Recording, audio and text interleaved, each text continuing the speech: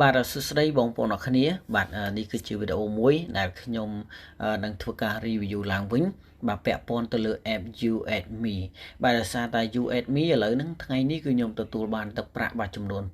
$8ដោយសារតែការ approve នៃរូបរបស់ខ្ញុំដែលខ្ញុំបានធ្វើការផុសទៅអញ្ចឹងថ្ងៃមុនគឺខ្ញុំបានបង្ហាញបងប្អូនអរគ្នាពីរបៀបនៃការចុះឈ្មោះខ្ញុំក៏បានបង្ហាញទៅកាន់បងប្អូនអរគ្នាដែរបាទថានៅពេលដែលយើងផុសរូបមួយសន្លឹកគឺយើងនឹងទទួលបានទឹកប្រាក់ចំនួន$4អញ្ចឹងសម្រាប់បងប្អូនខ្លះគឺគាត់នៅតែមិនទាន់ជឿនៅឡើយទេបាទដោយសារតែគាត់មិនទាន់បាទធ្លាប់រកលុយជាមួយនឹងកម្មវិធីអនឡាញផ្សេងៗឬក៏ app របស់ខ្មែរយើងផ្សេងៗបាទអញ្ចឹងសម្រាប់វីដេអូនេះបន្តិចទៀតខ្ញុំនឹងធ្វើការបង្ហាញចំនួនទឹកលុយបាទថាតើយើងដកបានពិតប្រាកដដែរឬក៏អត់អូខេអញ្ចឹងមុននឹងឈានទៅដល់ការបង្ហាញចំនួនទឹកលុយខ្ញុំធ្វើការបង្ហាញបងប្អូនអរគ្នាពីរបៀបនៃការចុះឈ្មោះសិនបាទដោយសារតែបងប្អូនខ្លះគឺគាត់តាមដាននៅវីដេអូមុនគឺគាត់ពិបាកក្នុងការស្វែងរកអូខេអញ្ចឹងបងប្អូនអរគ្នាអាចតាមដានជាមួយខ្ញុំទាំងអស់គ្នាបាទអញ្ចឹងខ្ញុំបង្ហាញបងប្អូនអរគ្នាពីរបៀបនៃការចុះឈ្មោះសិនបាទអូខេអញ្ចឹងបងប្អូនអរគ្នាសម្រាប់បងប្អូនដែលប្រើប្រាស់ទូរស័ព្ទដៃ Android បាទឬក៏ iOS គឺមានដូចគ្នាអញ្ចឹងសម្រាប់បងប្អូនដែលប្រើប្រាស់ទូរស័ព្ទដៃ Android បងប្អូនអរគ្នាក៏អាចចូលទៅក្នុង Play Store សម្រាប់ iOS គឺចូលទៅក្នុង App Store អូខេអញ្ចឹងសម្រាប់ខ្ញុំប្រើប្រាស់ទូរស័ព្ទដៃ Android អញ្ចឹងបងប្អូនអរគ្នាចូលទៅក្នុង Play Store មកអញ្ចឹងខ្ញុំជឿថាបងប្អូនអរគ្នាប្រហែលជាដឹងហើយ Play Store នៅត្រង់ណាគឺជាចំណុចដែលបងប្អូនអរគ្នានឹងបាទត្រូវទាញយកកម្មវិធីផ្សេងៗយកមកប្រើប្រាស់អូខេអញ្ចឹងនេះគឺ YouAdMe បងប្អូនអរគ្នាគ្រាន់តែចុចប៊ូតុង Search ហើយពាក្យថា YouAdMe មកគឺនឹងឃើញ app នឹងមកហើយអញ្ចឹងបងប្អូនអរគ្នាគ្រាន់តែធ្វើការដំឡើងមកជាការស្រេចអូខេឥឡូវដោយសារតែនេះគឺជារូបដែល screenshot ទេអញ្ចឹងខ្ញុំបានធ្វើការដំឡើងរួចហើយអញ្ចឹងយើងចុចលើពាក្យថាបើកឬក៏ open អូខេនៅពេលដែលយើងចុចពាក្យបើកនឹងមកគឺវានឹងចូលមកដល់ទម្រង់នេះហើយបាទគឺចូលមកទម្រង់ហ្នឹងណាបាទបន្តមកបងប្អូនគ្នាត្រូវចុចនៅលើពាក្យថា get start នៅខាងក្រោមបាទ get start ខាងក្រោមនេះបាទចុចលើនឹងមកបាទបន្តមកគឺវានឹងចូលមកក្នុងទម្រង់បែបនេះបាទគឺជាទម្រង់មួយដែលឲ្យបងប្អូនគ្នានឹងចុចបាទធ្វើការចុះឈ្មោះបាទបងប្អូនគ្នាអាចចុចនៅលើពាក្យថា log in បាទបងប្អូនគ្នាចុចនៅលើពាក្យថា log in នេះមកបាទចុចនៅលើនឹងមកបាទនៅពេលដែលចុចមកគឺវានឹងនាំបងប្អូនគ្នាចូលមកក្នុងទម្រង់មួយដើម្បីឲ្យបងប្អូនគ្នានឹងបាទធ្វើការជ្រើសរើសនៅភាសាដែលបងប្អូនគ្នានឹងចង់បានអូខេអញ្ចឹងវាមានជាភាសាអង់គ្លេសហើយនិងជាភាសាខ្មែរអញ្ចឹងបងប្អូនគ្នាអាចធ្វើការជ្រើសរើសបានបាទចុចលើនឹងមកចុចនៅលើទង់ជាតិនៅខាងក្រោមណាបាទចុចនៅលើនឹងមកគឺវានឹងនាំបងប្អូនគ្នានៅភាសាដែលបងប្អូនគ្នាធ្វើការជ្រើសរើសហើយបាទនេះឃើញទេអូខេអញ្ចឹងបន្ទាប់មកបងប្អូនគ្នាអាចចុចនេះយើងសម្រាប់យើងជាអតិថិជនទេយើងមិនមែនជាក្រុមហ៊ុនទេអញ្ចឹងជម្រើសរបស់វាគឺមាន2ចូលជាក្រុមហ៊ុន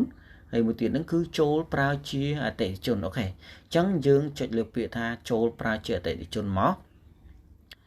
អូខេអញ្ចឹងបងប្អូនគ្នាឥឡូវយើងចូលមកដល់ចំណុចមួយនេះហើយអញ្ចឹងនេះគឺជាចំណុចមួយដែលបងប្អូនគ្នាត្រូវធ្វើការចុះឈ្មោះបាទជាមួយនឹង app YouAdMe អូខេឥឡូវបងប្អូនគ្នាយើងធ្វើការ log in ជាមួយនឹង Facebook មកបាទបងប្អូនគ្នាចុចនៅកន្លែងនេះបាទ Facebook ហ្នឹងបាទចុចមកគឺវានឹងនាំបងប្អូនគ្នាចូលមកក្នុងទម្រង់មួយនេះទៀតដើម្បីឲ្យបងប្អូនគ្នាធ្វើការ connect បាទ connect ជាមួយនឹង Facebook របស់យើងអញ្ចឹងយើងចុចចូលកន្លែងនេះបាទពាក្យថាចូលបន្តជាមួយឈ្មោះរបស់យើងណាបាទដែលមានផ្ទាំងពណ៌ខៀវនេះយើងចុចលើនឹងមកបាទបន្តមកគឺវានឹងចូលមកទម្រង់នេះដែលអាចឲ្យបងប្អូនគ្នានឹងធ្វើការបំពេញបាទគឺដាក់រូបថតរបស់បងប្អូនគ្នាឲ្យបាទបើសិនជាបងប្អូនគ្នាមិនទាន់ចង់ដាក់ទេបងប្អូនគ្នាអាចចុចលើពាក្យថា next ឬក៏បន្តអូខេយើងចុចមកត្រង់ចំណុចនេះគឺវាមានឈ្មោះរបស់យើងហើយបាទគឺមានឈ្មោះរបស់យើងនៅក្នុងនឹងស្រេចហើយដោយសារយើង log in ជាមួយ Facebook ណាបាទនេះដោយសារតែខ្ញុំបានដាក់រូបឲ្យតែម្ដងអូខេបន្ទាប់មកដល់ចំណុចមួយទៀតបាទនេះគឺជាចំណុចមួយដែលបងប្អូនគ្នាត្រូវធ្វើការបំពេញនៅលេខទូរស័ព្ទដៃអូខេអញ្ចឹងត្រង់ចំណុចនេះគឺខ្ញុំសូមបញ្ជាក់ដែរបាទសម្រាប់លេខទូរស័ព្ទដៃគឺបងប្អូនគ្នាត្រូវបំពេញលេខទូរស័ព្ទដៃដែលបងប្អូនគ្នាបានធ្វើការចុះឈ្មោះជាមួយនឹងបាទគណនីវិញបាទដោយសារតែខាង app មួយនេះគឺទាមទារឲ្យបងប្អូនគ្នាដាក់លេខទូរស័ព្ទដៃដែលបងប្អូនគ្នាបានធ្វើការចុះឈ្មោះជាមួយគណនីវិញដើម្បីងាយស្រួលក្នុងការបាញ់លុយទៅឲ្យយើងអូខេអញ្ចឹងបងប្អូនគ្នាដាក់មកណាលេខទូរស័ព្ទដៃណាដែលបងប្អូនគ្នាបានធ្វើការចុះឈ្មោះជាមួយគណនីវិញដាក់ចូលមក បាទបន្តមកបងប្អូនអ្នកគ្នាត្រូវចុចកន្លែងនេះបាទបញ្ជាក់លេខទូរស័ព្ទដៃរបស់អ្នកបងប្អូនអ្នកគ្នាចុចត្រង់ហ្នឹងមកបាទនៅពេលដែលចុចមកគឺវានឹងនេះឃើញគឺវានឹងផ្ញើលេខកូដចំនួន4ខ្ទង់បាទទៅកាន់ទូរស័ព្ទដៃរបស់បងប្អូនអ្នកគ្នាអញ្ចឹងបងប្អូនអ្នកគ្នាគ្រាន់តែយកលេខទូរស័ព្ទដៃនោះយកមកបំពេញនៅត្រង់ចំណុចនេះមកបាទបន្តមកយើងចុចលើពាក្យថាផ្ទៀងផ្ទាត់ឬក៏ចុចលើពាក្យថា next បាទនេះឃើញទេបងប្អូនអ្នកគ្នាអូខេអញ្ចឹងបងប្អូនអ្នកគ្នាឥឡូវនៅពេលដែលយើងចុចហើយគឺវានឹងនាំបងប្អូនអ្នកគ្នាចូលមកក្នុងទម្រង់បែបនេះមួយទៀតបាទនេះគឺជាកន្លែងដែលបងប្អូនអ្នកគ្នាត្រូវធ្វើការបំពេញលេខកូដអ្នកណែនាំបាទដោយសារតែការបំពេញលេខកូដអ្នកណែនាំនៅពេលនេះគឺយើងមិនទទួលបានទឹកប្រាក់ទេប៉ុន្តែយើងត្រូវតែធ្វើឲ្យត្រូវលក្ខខណ្ឌបាទជាមួយនឹង app មួយនេះណាបាទអញ្ចឹងបើសិនជាបងប្អូនអ្នកគ្នាមិនបំពេញលេខកូដអ្នកណែនាំទេគឺបងប្អូនអ្នកគ្នាមិនអាចធ្វើការ next តទៅមុខបានទេអូខេអញ្ចឹងសម្រាប់លេខកូដរបស់ខ្ញុំគឺខ្ញុំបានដាក់នៅលើអេក្រង់នៃវីដេអូហើយបងប្អូនអ្នកគ្នាអាចយកមកបំពេញបានបាទបន្ទាប់ពីបងប្អូនអ្នកគ្នាបំពេញរួចហើយបាទអញ្ចឹងយើងចុចលើពាក្យថារក្សាទុកនៅខាងក្រោមអូខេបាទឥឡូវគឺរួចរាល់ហើយបាទយើងបានធ្វើការបំពេញរួចរាល់ហើយអញ្ចឹងខ្ញុំសូមចូលទៅក្នុង app របស់ខ្ញុំវិញសិនបាទអូខេអញ្ចឹងបងប្អូនគ្នាបាទនេះគឺជា app ដែលខ្ញុំបានធ្វើការចុះឈ្មោះជាមួយនឹង app មួយនេះរួចរាល់អញ្ចឹងខ្ញុំសូមបង្ហាញបាទពីរបៀបនៃការផុសរូបសិនចាំខ្ញុំបង្ហាញចំនួនទឹកប្រាក់ទៅកាន់បងប្អូនគ្នាតាមក្រោយបាទអូខេអញ្ចឹងចំនួនទឹកប្រាក់ដែលខ្ញុំទទួលបាន$8ហ្នឹងគឺខ្ញុំទទួលបានពី Sell Card for You បាទ Sell Card for You ណានេះបងប្អូនគ្នាបាទនៅក្នុងហ្នឹងគឺជាកន្លែងបណ្ដុំដែលបងប្អូនគ្នាត្រូវធ្វើការផុសរូបយកលុយឯបាទនេះគឺ Sell Card for You អញ្ចឹងនៅពេលដែលបងប្អូនគ្នាធ្វើការផុសរូបមួយសន្លឹកគឺបងប្អូនគ្នានឹងទទួលបានទឹកប្រាក់ចំនួន$4បាទតើមូលហេតុអីបងប្អូនគ្នាអាចមើលបានបាទយើងចុចនៅលើនឹងមកបាទអូខេនៅពេលដែលបងប្អូនគ្នាចុចមកគឺវានឹងឃើញទម្រង់នេះហើយអញ្ចឹងបងប្អូនគ្នាធ្វើការ scroll វាឡើងមកលើមកហើយបងប្អូនគ្នាប្រហែលជាឃើញបាទនេះឃើញទេបាទទម្រង់ដែលគេសរសេរហ្នឹងគឺគេដាក់នៅលើថ្ពាល់គឺនេះឃើញទេ for you បាទ for you ឬក៏បងប្អូនគ្នាដាក់លើបាតដៃចេះឃើញទេ for you បាទសំខាន់ដាក់ចឹងមកឬក៏បងប្អូនគ្នាធ្វើទម្រង់បែបនេះក៏បានដែរអូខេអញ្ចឹងបើសិនជាបងប្អូនគ្នាចង់ធ្វើការផុសរូបអញ្ចឹងបងប្អូនគ្នាគឺមានជម្រើស2បាទបងប្អូនចុចនៅលើនឹងមកបាទបង្កើតប៉ុសគឺបងប្អូនគ្នាអាចធ្វើការជ្រើសរើសរូបបាទដែលបងប្អូនគ្នាបានធ្វើការ edit រួចគឺនៅខាងលើបាទប៉ុន្តែបើសិនជាបងប្អូនគ្នាចង់ធ្វើការថតផ្ទាល់គឺបងប្អូនគ្នាមើលនៅខាងក្រោមបាទគឺកាមេរ៉ាហ្នឹងអូខេអញ្ចឹងសម្រាប់យើងធ្វើការ edit ទៅហើយទៅហើយយើងចុចលើនឹងមកហើយយើងធ្វើការបាទចុចនៅលើរូបមួយដែលយើងបាន edit នេះគឺជាការឧទាហរណ៍ទេណាបងប្អូនគ្នាបាទអញ្ចឹងបន្ទាប់មកបងប្អូនគ្នាត្រូវសរសេរជា caption បាទ caption នេះគឺយើងធ្វើមិនសរសេរឲ្យមានភាពតាក់ទាញណាអូខេនេះនៅខាងលើនេះគឺនេះគេដាក់ Sell Card for You I love you Sell Card បាទអញ្ចឹងបងប្អូនគ្នាអាចធ្វើការបំពេញបាទនៅ caption នេះឲ្យបានស្អាតមកដើម្បីឲ្យមានភាពតាក់ទាញដើម្បីឲ្យខាងបាទ Sell Card for You នេះ approve ទៅលើរូបរបស់យើងអញ្ចឹងបងប្អូនគ្នាគួរតែកុំសរសេរឲ្យដូចគ្នាបាទបងប្អូនគ្នាអាចសរសេរឲ្យវាខុសគ្នាមកណា